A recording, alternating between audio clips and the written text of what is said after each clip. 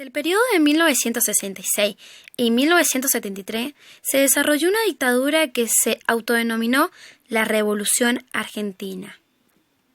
La dictadura militar que derrocó al presidente Arturo Illia y asumió la presidencia Juan Carlos Onganía. El gobierno de Onganía se caracterizó por una marcada intolerancia hacia las universidades argentinas, consideradas desde el gobierno como unas cunas de la subversión y el comunismo, llegándose a censurar las actividades de los centros de estudiantes. En la dictadura de Onganía, él reprimió toda actividad gremial y las universidades. También la experiencia científica y los equipos y tendencias académicas, las publicidades, las modalidades pedagógicas, democráticas, que sin dejar de tener el sello exclusivo del peronismo, se habían empezado a acumular, también fueron abruptamente interrumpidas. Renunciaron masivamente centenares de profesores e investigadores y se produjo el éxodo. En algunos casos definitivos de gran parte de ellos que fueron absorbidos por universidades y centros de investigaciones extranjeros. La noche de los bastones largos. Este fue un violento desalojo por parte de la Dirección General del Orden Urbano de la Policía Federal Argentina, el 29 de julio de 1966, de 5 facultades de la Universidad de Buenos Aires en Argentina, ocupadas por estudiantes, profesores y graduados, en oposición a la decisión del gobierno militar de intervenir las universidades y anular el régimen del gobierno. El Cordobazo, 1969. Este fue una protesta de obreros que se aliaron a los estudiantes y fue un importante movimiento en la ciudad de Córdoba. El sistema educativo nacional no tuvo grandes cambios durante el periodo de Onganía, durante el cual se desarrolló dentro de un clima represivo. El Ministerio de Educación de la Nación fue ocupado por un grupo que trató de imponer una reforma de educación que fue resistida por los docentes. Fracasando en ese intento, programó una reforma del sistema educativo que introducía la escuela intermedia de manera muy semejante al proyecto de Saavedra Lamas de 1916, pero tampoco llegó a aplicarse. Esta reforma era tecnocrática porque se ocupaba de modificar formales sin hacerse cargo del problema de la época, que era decepción escolar, ni del conjunto de las difusiones del sistema educativo, que comenzaba a ser crítica. Onganía gobernó hasta cuando tuvo que entregar el poder ya debilitado por el Cordobazo, el secuestro y el asesinato del ex dictador general Pedro Eugenio Aramburu por parte de Montoneros y el deterioro de la situación económica. Y tomó el poder el general Leistón, que expresaba un sector nacionalista y desarrollista de las Fuerzas Armadas, apoyado por los radicales intransigentes. Presionado a convocar a elecciones por los partidos políticos que comenzaban a reorganizarse en la hora del pueblo, se produjo un golpe interno mediante el cual Leistón fue derrocado por Alejandro Agustín Lanusse.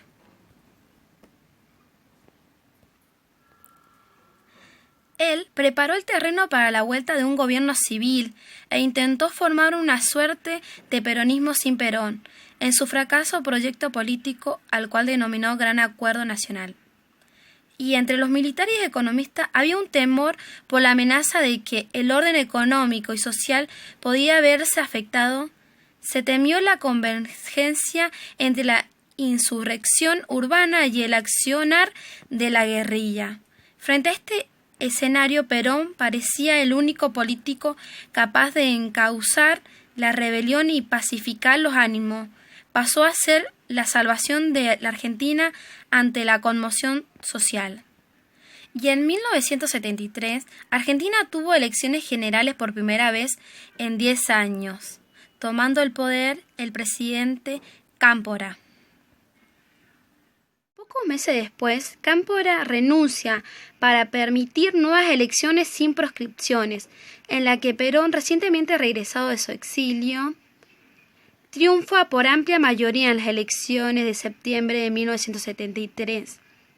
Pero Perón muere en julio de 1974 y su mujer, Estela Martínez de Perón, toma su puesto, pero la administración ya estaba lastrada por problemas económicos, conflictos dentro del partido y el creciente terrorismo practicado por insurgentes y movimientos paramilitares.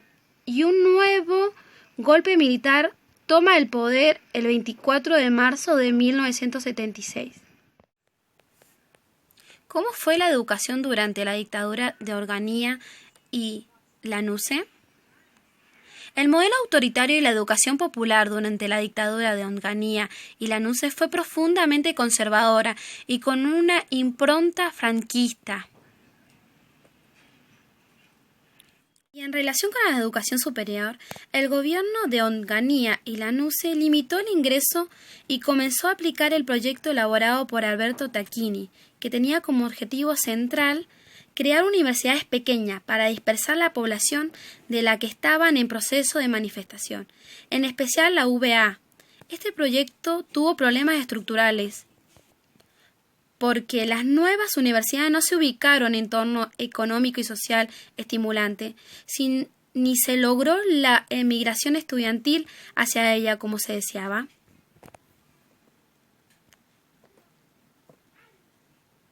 Dictadura militar argentina, de 1976 a 1983.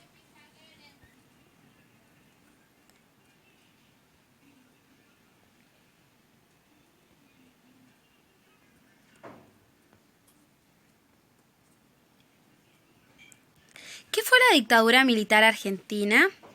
Fue también llamado Proceso de Organización Nacional, cívico-militar. Ocurrió en Argentina entre los años 1976 a 1983. Este golpe se da tras derrocar a María Estela de Martínez de Perón en una junta militar que tuvo como presidente de facto a Jorge Videla.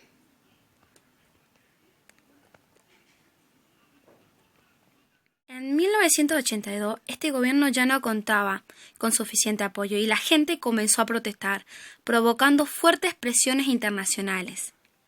Debido a esto, la Junta buscó legitimarse iniciando la Guerra de Malvinas, la cual no tuvo éxito y desencadenó finalmente en la caída de este gobierno, lo cual llevó a su fin a esta dictadura el 10 de diciembre de 1983. Y consecuencia de la dictadura militar en Argentina. Causa. Las causas que influyeron en que se iniciara la dictadura militar argentina fueron las siguientes. El fallecimiento del presidente Juan Domingo Perón en 1974. La influencia sobre María Estela Martínez de Perón durante su gobierno por parte de José López Rega, secretario de Perón y ministro de Acción Social, pero aliado de los militares que luego darían el golpe de Estado. Las diferencias políticas y problemas económicos y problemas internos del gobierno de María Estela de Perón que influyeron en los militares tomaran el poder,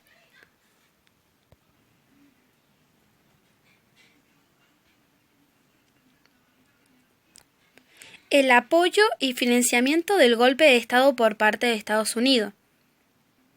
Consecuencia. Este periodo dejó diversas consecuencias en la sociedad, en la economía y en la cultura argentina, tales como el incremento de la deuda pública, abuso de poder que ocasionó muerte, secuestros, tortura y desaparición de miles de personas.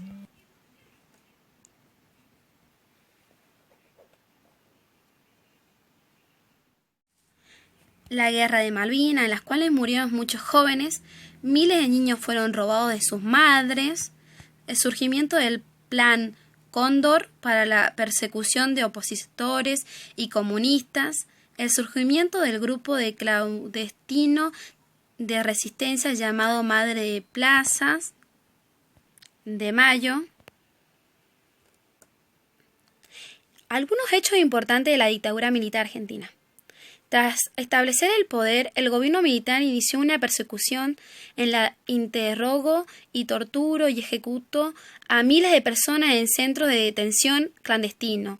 Se inició un proceso de reorganización en el cual se disolvió al Congreso y se suspendieron las libertades ciudadanas y se estableció la pena de muerte para los subversivos. Fue removida la Corte Suprema de Justicia. Las universidades, los sindicatos obreros fueron intervenidos y se formó un órgano de censura para cualquier medio de comunicación. Muchos recién nacidos fueron secuestrados para ser entregados a familias militares o personas afectadas por la dictadura.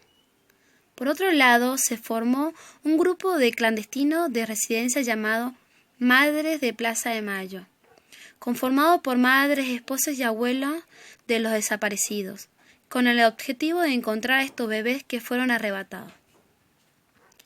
En 1981, Videla cede la presidencia a Roberto Viola, quien solo ejerce desde marzo hasta diciembre, ya que fue removido por la Junta Militar para darle el cargo a Carlos Lacoste y luego a Leopoldo Galtieri, quien llevó a cabo la Guerra de Malvinas.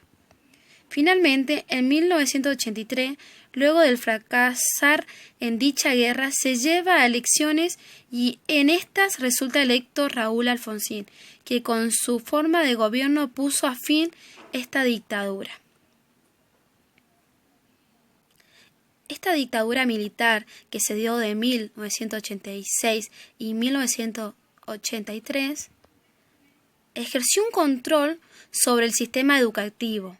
Este control fue sobre los actores y las instituciones.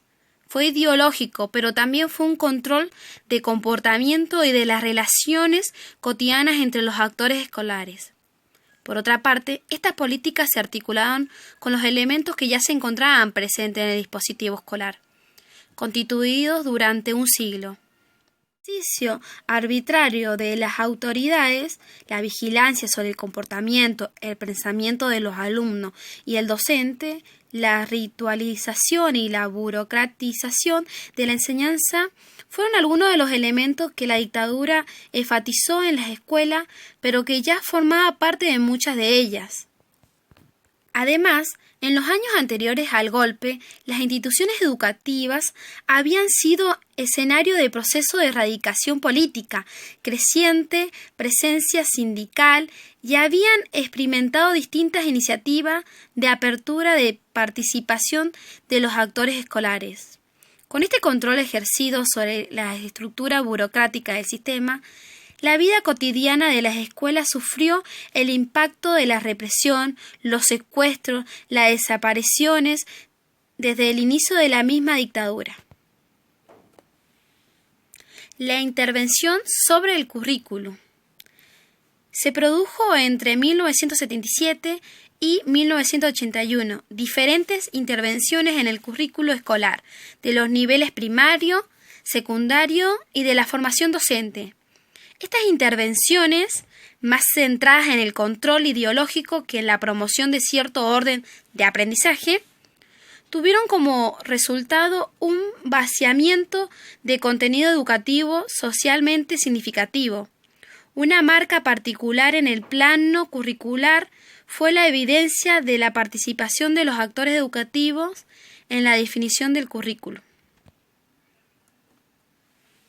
El sistema educativo representaba uno de los cuerpos más numerosos de la Administración Pública Nacional. Los maestros y los profesores no debían intervenir en la enunciación de objetivos y contenidos, sino que dedicarse exclusivamente a la formulación de las actividades de enseñanza, su ejecución y la evaluación. Se produjo una descontextualización de los contenidos curriculares, desligándolos de las condiciones sociohistóricas. Así, las modificaciones del currículo implicaron una pérdida de significatividad y un vaciamiento de contenido, consecuencias en el largo plazo en un deterioro de la calidad educativa.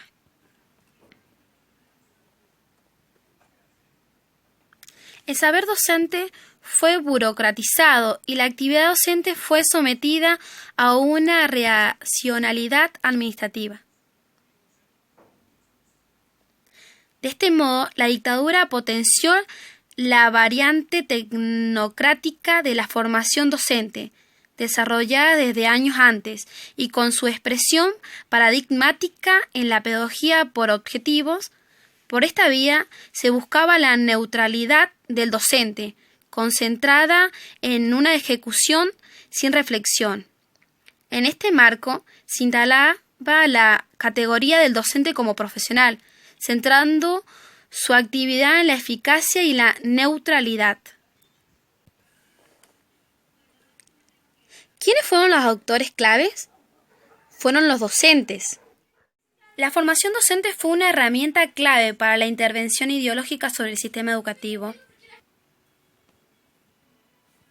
El punto de vista de las propuestas educativas. Es difícil hallar un denominador común entre esta sucesión de ministerios.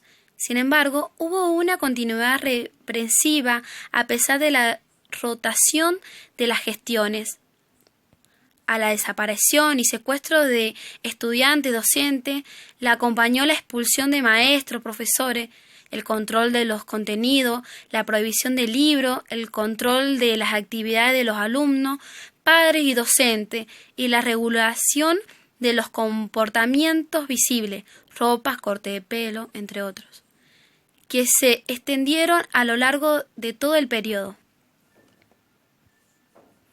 Transferencia de escuelas primarias de la nación a la provincia.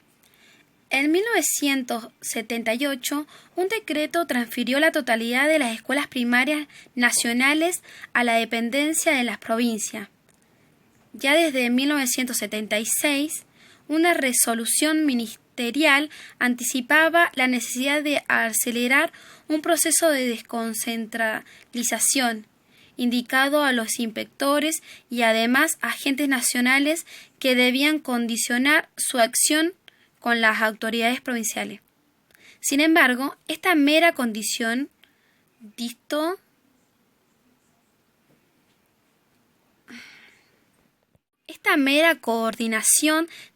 mucho de constituirse en un programa de fortalecimiento de las capacidades provinciales.